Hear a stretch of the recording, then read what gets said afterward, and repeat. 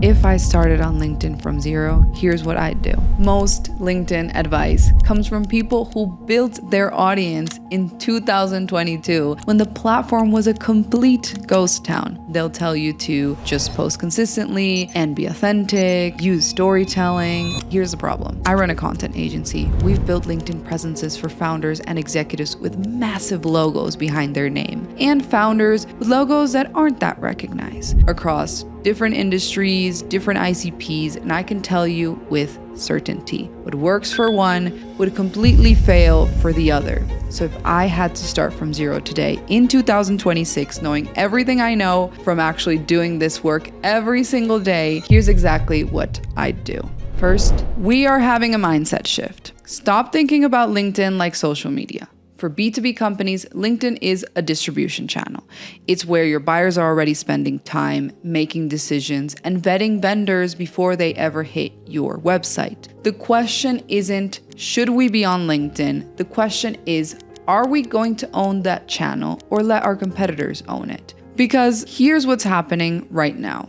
Your prospects are scrolling LinkedIn, they're searching for solutions, they're reading content from people in your space, they're forming opinions about who knows what they're talking about and who doesn't. If you are not in that conversation, someone else is. Before I post a single thing, I'm spending 72 hours doing something most people skip entirely. I'm going to consume, not mindlessly scroll. I mean strategic, intentional research. So I'd find 20 to 30 people in my space who are doing well, not the mega influencers with 500,000 followers. I'm looking for people with 5K to 30K followers who are clearly getting engagement from the right people. And I'm studying them like a case study. What topics are they hitting over and over? What hooks are they using? What formats, text, posts, carousels, video, how are they ending their posts? I'm not doing this to entirely copy them. I'm doing this to understand the landscape I am entering into. Because a lot of people don't realize that LinkedIn has niches just like YouTube. There are unwritten rules about what works in B2B SaaS versus what works in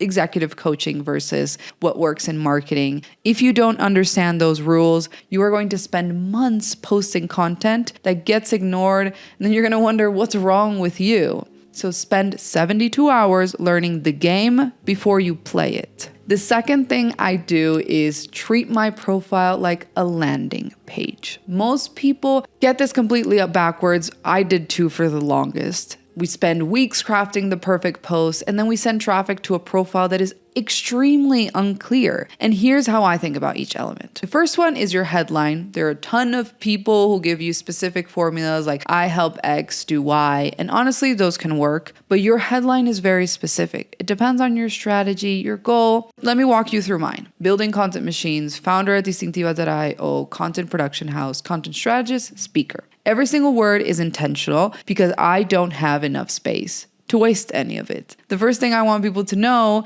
no matter what, is that I build content machines. That's my agency. It's also a phrase I use a lot and it sticks. Then I add founder at Distinctiva.io, but I don't just want people to know that I'm a founder. I want them to know what my agency actually does. An organic content production house. Content strategist shows I'm a practitioner. I'm not just someone who founded something and sits back. I put my hands in the dough with this stuff every single day. And speaker, I want to be invited to conferences. It's something I love and want to keep optimizing for. So I make sure people know that's part of what I do. That's my personal strategy. Yours will be different. All of our clients are different, but every word should be deliberate. Second, your banner and your photo. There's no secret formula here. Some people have a very random banner and it's fun and funky. That can work. I try to be as specific as possible in my banner to show exactly what it is that I deliver. I talk about content-led growth. That's what my agency helps brands build. Your photo as well should be clear, professional, and approachable. If you have a certain color you want to identify yourself with or keep building brand recognition around, you can have that color behind you. It creates a visual consistency across everything you do. Third, your about section. There's a formula I actually like to follow for most of our clients. Problem, solution, proof, CTA. Most people write their life story here. And thing is, nobody's really scrolling LinkedIn to read your autobiography. So problem, show you understand your audience's pain. That's what keeps them keep reading. Solution, you're going to position yourself as the one who knows how to fix it. Then your proof, numbers, results, stories. This is where trust is built. And then your CTA. Tell people what to do next if they want the same results. You can get personal here, but in a way that ties back to your audience. Share experiences that connect to their challenges and show why you understand them. Then fourth, your featured section. Don't just pin random posts. I would always link to places where people can convert into something. Your website, your newsletter. And if there's a very specific post that represents something important for you that you want people to know, put that there. In my case, I added 2 videos of me speaking because I want people to be able to get a bit more close to me. And again, I want to get invited to speak at events. So everything reinforces that. Fifth, the custom button. LinkedIn gives you a custom CTA button on your profile. Use it. Link to your website, your newsletter, whatever your next step is for someone who wants to go deeper. So we're doing this test. If a stranger lands on your profile and can't explain what you do within 10 seconds, you've failed. Go back and fix it before you post anything. We're going to think about the journey someone has. Someone sees your post, they click your profile, they scan your headline, they check your features section. That's literally a funnel. Treat it like one. And here's a bonus. SEO your profile. This is so important. LinkedIn is the number 2 most cited source for AI. That says a lot. It means you have to be SEO smart and put keywords in places where they matter. Here are my fast flash SEO tips. LinkedIn newsletters rank on Google. Treat them like blog posts. Change your image alt text to keyword friendly descriptions. Name your carousel files with SEO friendly titles before uploading. Add your keywords to your headline, about section, and services section. And then use keywords naturally in your post, but right for humans, being searchable friendly. Random posting doesn't work. You need a system, trust me. We use a 4-part content funnel with every client. Each type of post does a different job in moving someone from stranger to buyer. First is growth content. This is broad insights that expand your reach. Industry observations, news jacking, trend jacking, pattern recognition, hot takes that make people stop scrolling. This is going to bring new people into your world. Then we have authority content. This is where you actually prove you actually know what you are talking about. Frameworks, case studies, client results, deep expertise, the content that makes people think these people get it. And then conversion content. You have to actually ask for the business. Lead magnets, direct offers, newsletter signups, CTAs that move people from engaged followers to qualified conversations. Then we have personal content. If you've built a community, people want to know what's going on with your life. And here's the key. Your point of view should be woven through all of them. Every growth post, every authority post, every conversion post should carry your distinct point of view. You need all 4 working together. Growth brings in people. Authority builds trust. Conversion creates pipeline. Point of view makes you memorable. Personal content brings you closer to people. That's the flywheel. That's what compounds. The biggest objection I hear from executives: I don't have time to create content. You don't need to create content. You need to extract it. When we onboard a new client, we're not asking them to come up with content ideas. We are mining what they already know. Sales calls, every objection you handle, every question you answer, that's content. Strategy docs, the frameworks you've built internally, the processes that actually work, client conversations, the patterns you're seeing across accounts. That expertise already exists. It's buried in Notion pages, call recordings, and your own head. Our job is to pull it out and package it. There's a system my newsletter features, shameless plug, the workflow.digital. You record your calls with Fathom, you connect it to automation tools, and every sales conversation becomes raw material for LinkedIn content. Your own voice, your own insights, all systematized. So if you want to check that workflow out so you can automate this, go to the workflow.digital. Okay, so that's the mindset shift. You are not a content creator. You are sitting on years of expertise that never gets seen. We are just extracting it and putting it where your buyers will actually find it. And here's where it gets interesting and where most teams fail.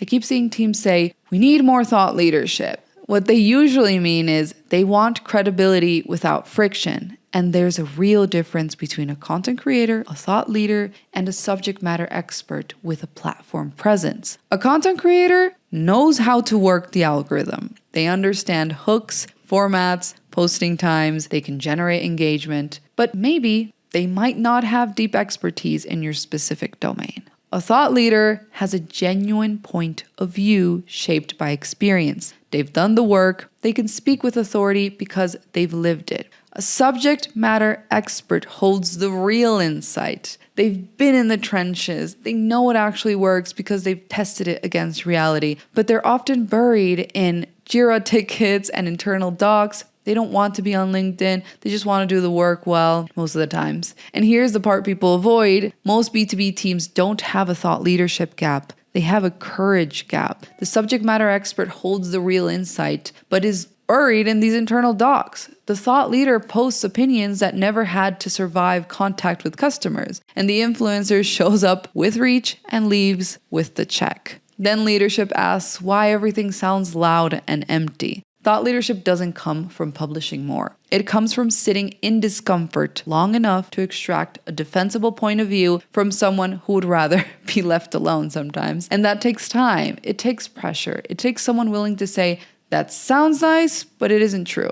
And most teams skip that part. It's too awkward, too slow, and or too risky. So they ship vibes instead of substance. And half the time, the strongest thought leader in the company wants nothing to do with a personal brand. Sadly, they just want to do the work well. But that's not actually a blocker. It's the raw material you need. The question is, where does your content program break down? Finding real expertise, shaping a point of view that can survive scrutiny, or getting someone brave enough to put their name on it. Are you going to be that subject matter expert that is brave enough to put your name on it? Here's another thing people don't like, because it takes time. Comments. Your comments matter more than your posts when you're starting out. Think about it. When you post to 0 followers, nobody sees it. But when you comment on a post with 50,000 impressions, you're borrowing that creator's audience. This is the highest leverage activity you can do in your first 90 days. But a lot of people mess up because they write great post or some generic AI generated response and wonder why nothing happens. A good comment does one of 3 things. 1, it adds value. You share an experience, resource, a different angle that makes the original post better. 2, it challenges respectfully. You disagree with nuance and invite discussion. Or 3, it tells a quick story that relates to the topic. I'd spend 30 minutes every single day commenting before I even thought about my own post. And I'd be strategic about it. I'm not commenting on random viral posts. I'm commenting on posts from people whose audiences match my ICP. This is how you get discovered, not burnt out. This is how you build relationships. This is how you grow when nobody knows who you are yet. If I started from 0 today, the one thing I'd obsess over more than anything else is this. Finding my actual point of view, not what I think sounds smart, not what's working for other people, my actual genuine perspective on my space. What do I believe that goes against what most people say? Where do I think the industry is wrong? What have I learned from experience that contradicts popular advice? This is your moat. This is what makes people follow you instead of the 100 other people posting about the same topics. When I got fired from that SEO agency after building their founder's brand that generated leads for a 300,000 MRR business, it forced me to figure out what I actually believed about content, about building brands, about what works and what doesn't. And the answer wasn't some revolutionary framework. It was simpler than that, but hard. I believe that most content advice comes from people who only know what worked for them. They don't work with clients every single day. They don't see what happens when someone without credibility tries their tactics. They don't have their hands in their dough. They've never actually used content to grow. And that's my edge. That's my point of view. That's why someone would follow me instead of the next person. You need to find yours. 5 posts per week is the target. Monday through Friday, consistently. If you are just starting and that feels like too much, 3 times minimum, but you have to actually sustain it. Here's why consistency matters more than volume. LinkedIn's algorithm knows who your content is for. Your audience starts expecting you. Prospects see you in their feed repeatedly and you become familiar. That familiarity compounds into trust, but only if you don't disappear, and it becomes a habit for you as well. We've seen executives go hard for 3 weeks and then get busy, stop posting, and lose all momentum. Then they have to rebuild from scratch. Pick a cadence you can maintain for 6 months. Lock it into the calendar, protect that time. The compound effect only works if you stay consistent long enough for it to kick in. On timing, 7 to 9 a.m. Eastern, Tuesday through Thursday performs best for B2B content. We've also seen Sundays perform well. That's when decision makers are checking LinkedIn before their calendars fill up. Here's a quick list of what I would not do if I started today. I wouldn't join pods. I wouldn't post and ghost. If you are not engaging with the people who comment on your post, you are wasting the best growth opportunity you have. I wouldn't wait until I'm ready. You are never ready. Your first 50 posts will probably be mediocre unless you work with an agency. And that's fine. That's how everyone starts. The people who win are the ones who post through the awkward and cringe phase. That's the playbook. If you want more stuff like this, subscribe. I'm going all in to breaking down LinkedIn strategy, content system, and what's actually working for B2B companies right now. And if you want us to build this for you, a content-led growth machine, send me a DM on LinkedIn, Deandra Escobar. This is what we do for clients every single day. Links in the description.